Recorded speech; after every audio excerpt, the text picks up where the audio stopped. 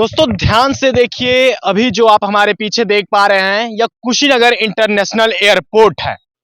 20 अक्टूबर 2021 को प्रधानमंत्री नरेंद्र मोदी यहीं आते हैं और इसका उद्घाटन करते हैं।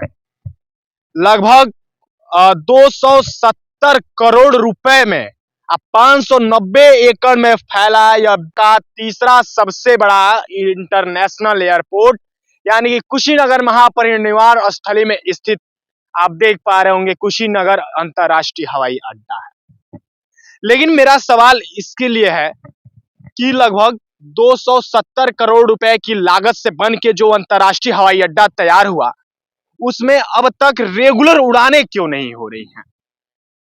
इस उम्मीद से बनाया गया था कि वैशाली, लुम्बिनी और तमाम बौद्ध सांप्रदायिक स्थल जो कुशीनगर अंतर्राष्ट्रीय हवाई अड्डा यानी कि कुशीनगर क्षेत्र से जो निकट है, आप दूसरी तरफ देख रहे होंगे कि लगभग गोरखपुर से यह 52 किलोमीटर मात्र स्थित है और बौद्ध सांप्रदायिक स्थलों से निकट है।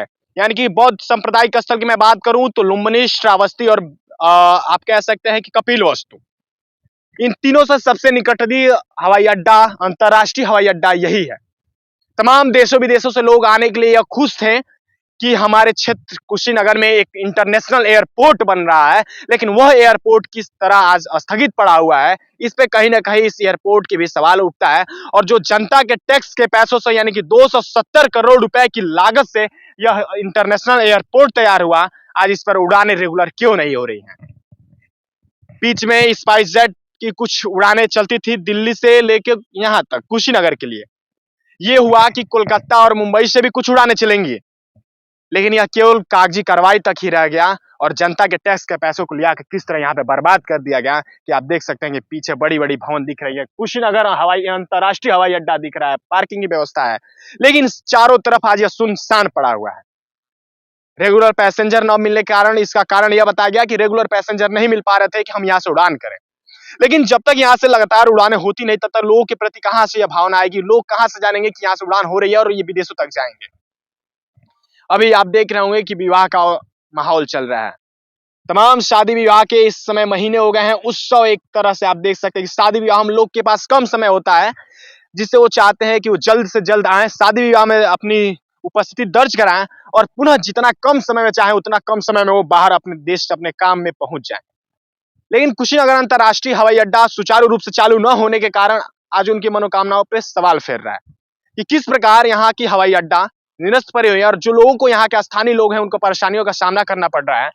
जो लोग आसानी से विदेशों से, दूर देशों से यहाँ कुशीनगर हवाई अड्डे पर आसानी से आ जाते हैं और अपने अपने घरों को अच्छे से पहुंच जाते हैं, वो भी कम समय में।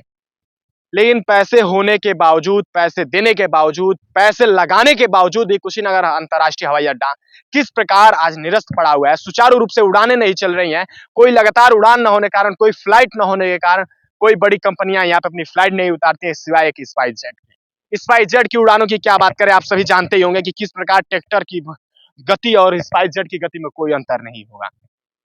जब हवाई उड़ानें करते हैं स्पाइस जेट तो किस प्रकार की धड़ाहट की आहट, लोग खुद डर जाते हैं और जो एक बार स्पाइस जेट में चढ़ जाएगा वो दोबारा चढ़ने का नाम नहीं लेगा। ऐसी ऐसी स्पाइस जेट इस अंतर्राष्ट्रीय हवाई अड्डा से उड़ानें करते हैं। सोचिए ना, कौन जाएगा? किस उद्देश्य से इसको बनाया गया था?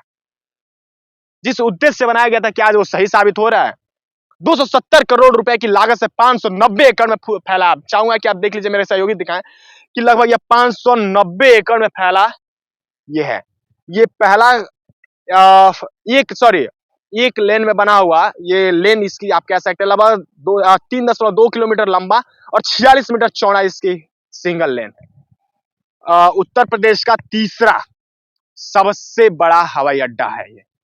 लेकिन यह हवाई अड्डा कब से चालू होंगी और कब से सुचारू रूप से इस पे फ्लाइट उड़ेंगे, ये सवाल जनता की हैं और तमाम ऐसे कुशीनगर जनपद और इसके आसपास बौद्ध सांप्रदायिक जो लोग हैं और उनके साथ साथ जो इस कुशीनगर जनपद के विदेशों में स्थित लोग हैं, उनका यह सवाल है कि मोदी जी कब तक यह फ्लाइट उतरेगा, कब कुशीनगर अंतर्राष्ट्रीय हवाई अड्डा से लगातार उड़ानें होंगी? कि क्या केवल जनता के टैक्स के पैसों को, जो 270 करोड़ रुपए की लागत से यह बना था, कि इसको ऐसे ही बर्बाद कर देने के लिए यह खड़ा कर दिया गया है? पहले एक टीवी पे प्रचार आता था कि डब्बा है यह डब्बा, अंकल का टीवी डब्बा, लेकिन अब लोग ये कह रहे हैं कि डब्बा है यह हवाई अड्डा डब्बा, कि मोदी अंकल का हवाई अड्डा डब्बा। अब इसको सही साबित करने का आप पे है कि इसको आप सही साबित करते हैं या फिर जो प्रचार था कि डब्बा है या डब्बा, अब मोदी चाचा का हवाई अड्डा डब्बा, तो क्या यह हवाई अड्डा डब्बा बन के ही रह जाएगा या फिर इस पे नई उड़ानें आएंगी, नई फ्लाइट इंडिगो जैसे बड़ी बड़ी कंपनियां, एयरलाइंस जो है, एयर इंडिया जो है, ऐसे ऐसे फ्लाइट इस पे उतरेंगे और जो यहाँ के स्थानीय लोग हैं या फिर इसके सटे समीपवर्ती जो लोग हैं उनके लिए विदेशों जाने का रास्ता सुगम होगा और काफी कम समय में लोग यहाँ से चले जाएंगे।